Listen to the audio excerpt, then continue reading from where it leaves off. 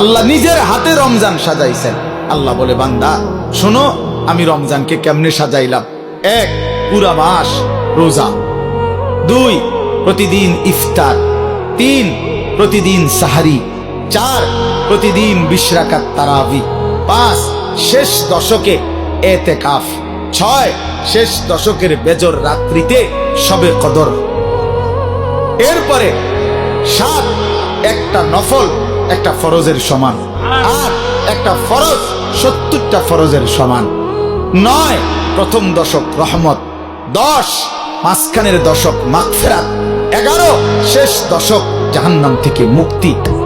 আল্লাহ বলেন, জান্নাতের দরজা খুলে দিলাম, জাহান্নামের দরজা বন্ধ করে দিলাম, সমস্ত শয়তানগুলোকে শেকলে বন্দী করে দিলাম, চারিদিক দিয়া গোলাইয়া সব গুছাইয়া বান্দা রাস্তা কেবল একটাই খোলা, দরজা কেবল একটাই খোলা।